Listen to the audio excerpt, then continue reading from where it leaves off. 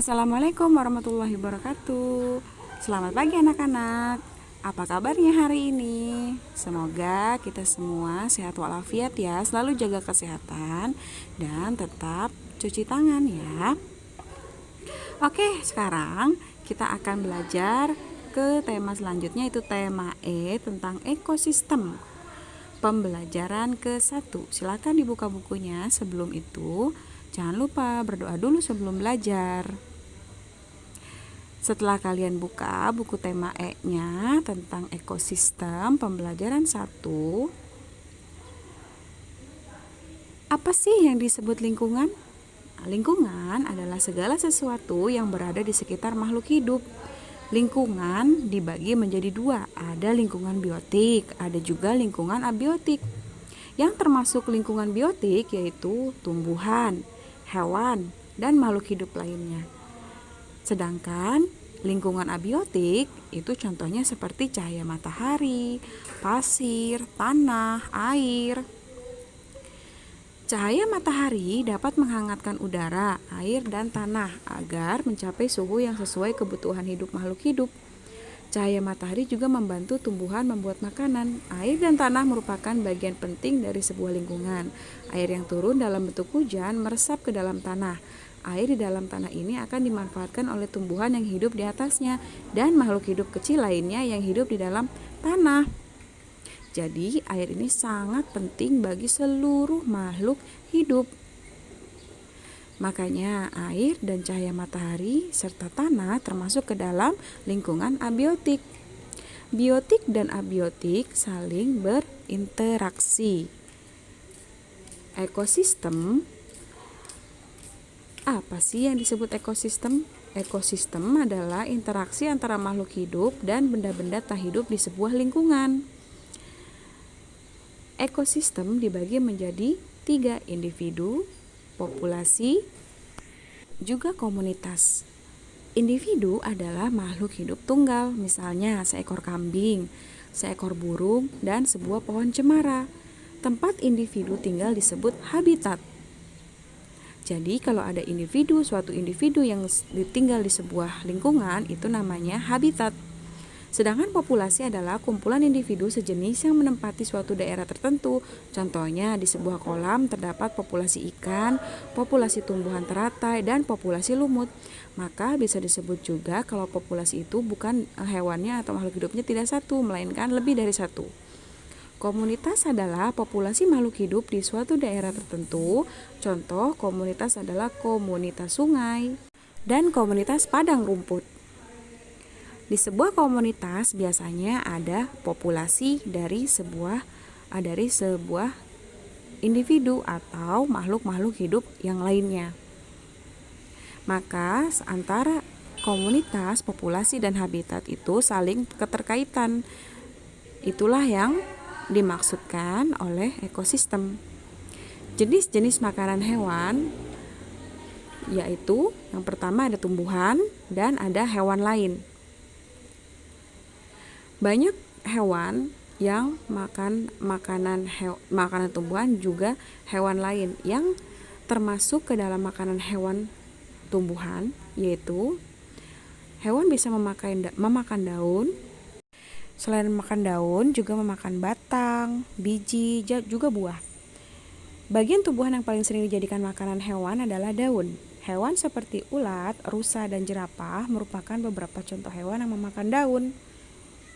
Selain daripada itu juga banyak hewan yang memakan daun juga. Itu adalah cuma segelintir contoh saja. Sementara itu beberapa hewan menyukai batang tumbuhan. Sapi merupakan salah satu hewan yang menyukai batang tanaman padi dan jagung. Sedangkan hewan panda menyukai batang pohon bambu. Bagian tanaman berupa buah juga disukai hewan. Belatung senang memakan bagian dalam buah dan ini seringkali merugikan para petani buah-buahan. Kalian juga pasti pernah melihat belatung di dalam buah-buahan kan? Burung-burung menyukai bagian tumbuhan yang berupa biji. Biji padi sering menjadi incaran burung pipit. Biji kenari sangat disukai para tupai. Nah, itu tadi jenis-jenis makanan hewan yang berasal dari tumbuhan. Sekarang kita akan ke jenis makanan hewan yang memakan hewan lain. Apa saja jenisnya hewan lain tersebut?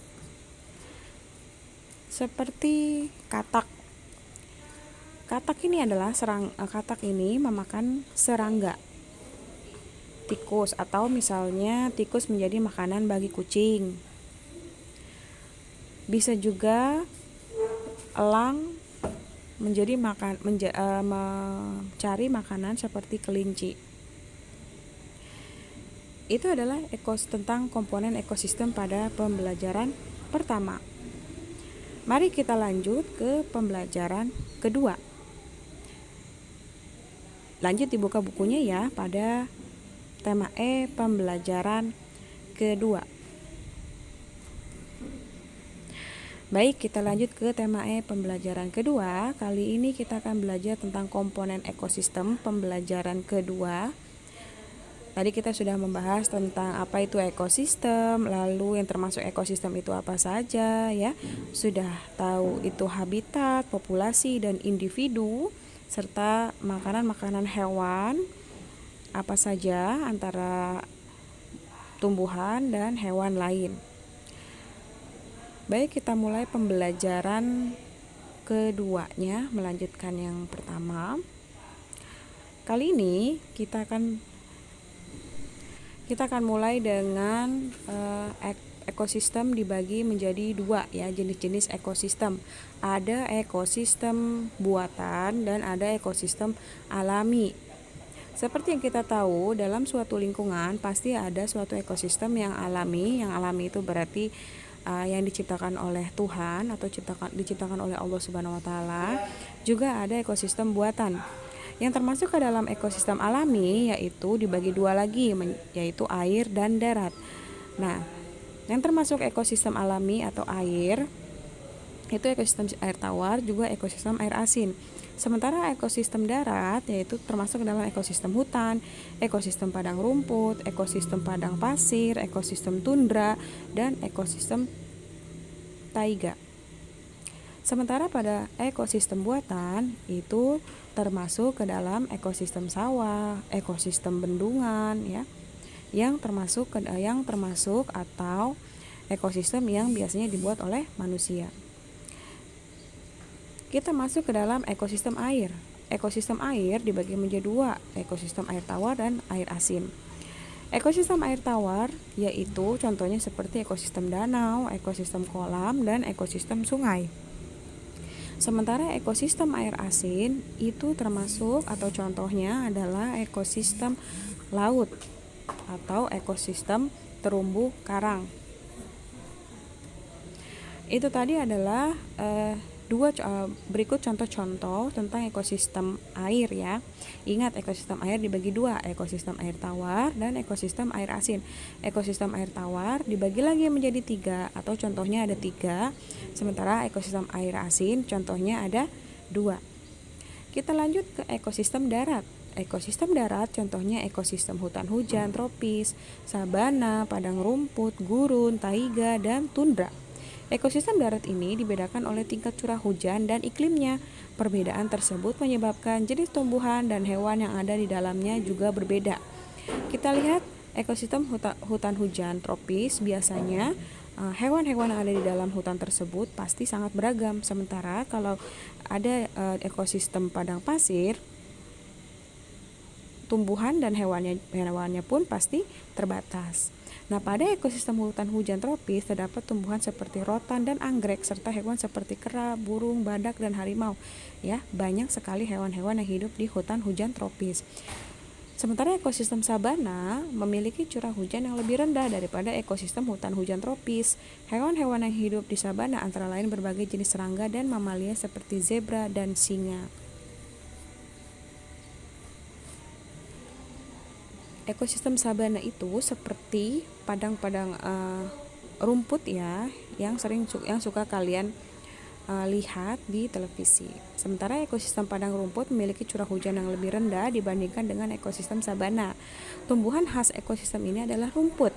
Hewan yang hidup pada ekosistem ini contohnya bison, singa, anjing liar, serigala, gajah, jerapah, kanguru, dan ular.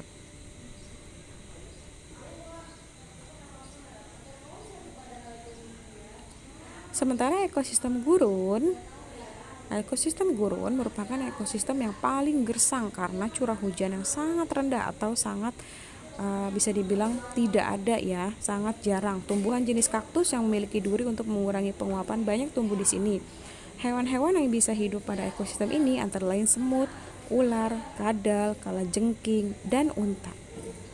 Jarang sekali atau hanya sedikit tumbuhan dan hewan yang hidup di ekosistem gurun. Lalu ekosistem taiga. Suhu pada ekosistem taiga sangat rendah pada musim dingin. Taiga biasanya merupakan hutan yang tersusun atas satu jenis tumbuhan seperti cemara, pinus, dan sejenisnya. Hewan seperti beruang hitam dan ajag biasanya hidup di ekosistem ini. Ekosistem ini biasanya ada di daerah Eropa yang mempunyai 4 musim maksudnya. Kemudian ekosistem tundra. Tundra merupakan ekosistem yang dingin dan kering. Banyak jenis tumbuhan tidak bisa hidup pada ekosistem ini karena rendahnya suhu lingkungan sepanjang tahun. Akar-akar tanaman tidak dapat tumbuh pada suhu yang dingin. Tumbuhan jenis rumput tertentu saja yang mampu bertahan. Beberapa jenis burung bersarang di ekosistem tundra pada saat musim panas seperti angsa dan bebek. Nah, itu adalah penjelasan tentang beberapa ekosistem pada pembelajaran kita kali ini.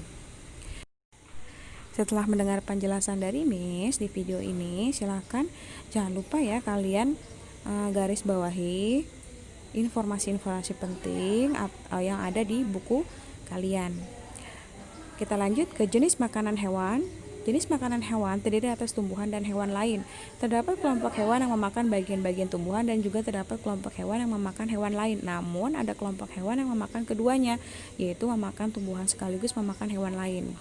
Nah, pada pembelajaran ke-1 kita sudah belajar hewan-hewan apa saja yang makan tumbuhan dan makan hewan lain. Nah, di pembelajaran kali ini kita akan misalkan menjelaskan penggolongan hewan berdasarkan jenis makanannya.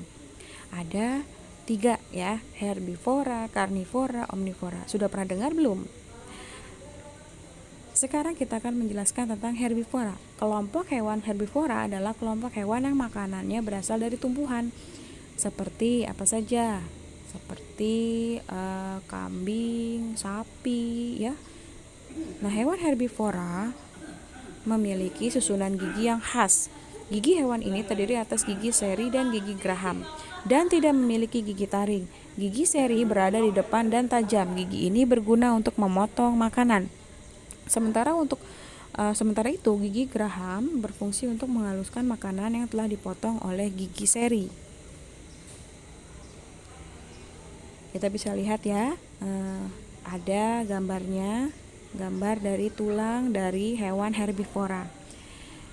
Kelompok hewan herbivora itu contohnya seperti rusa, sapi, kambing, kelinci, dan lain sebagainya. Banyak ya, kalian juga pasti tahu hewan-hewan yang makan tumbuhan.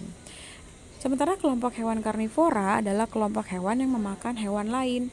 Ini adalah gambar tengkorak hewan karnivora. Lihat ya, susunan giginya berbeda dengan hewan herbivora. Sebagian besar hewan yang termasuk di dalam kelompok ini merupakan hewan buas dan liar.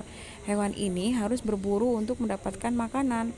Oleh karenanya, hewan ini memiliki gigi taring yang tajam dan kuat. Gigi taring berguna untuk merobek dan mengoyak mangsa. Hewan ini juga memiliki gigi seri yang tajam dan kuat meskipun berukuran kecil. Gigi ini juga berfungsi untuk memotong makanan.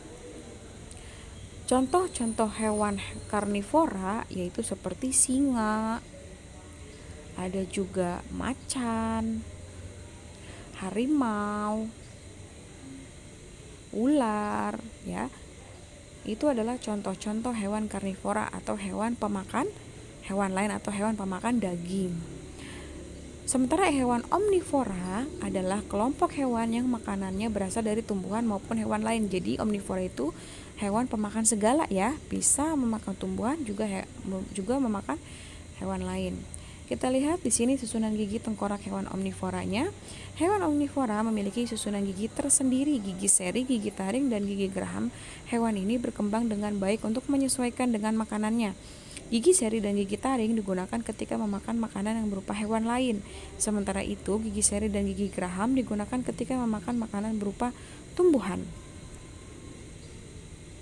Contoh-contoh hewan omnivora atau hewan pemakan segala ini yaitu ada monyet, ada orang utan, juga ada gorila. Ini adalah contoh-contoh hewan pemakan tumbuhan dan hewan lain atau yang bisa disebut juga hewan pemakan segala. Baik, Miss rasa cukup sekian untuk pembelajaran kali ini. Terima kasih sudah menyimak. Jangan lupa di garis bawahi ya yang penting-pentingnya di buku paket kalian. Lalu tugasnya seperti biasa sudah ada di Classroom. Jangan lupa dikerjakan. Kerjakan tepat waktu ya. Terima kasih. Wassalamualaikum warahmatullahi wabarakatuh.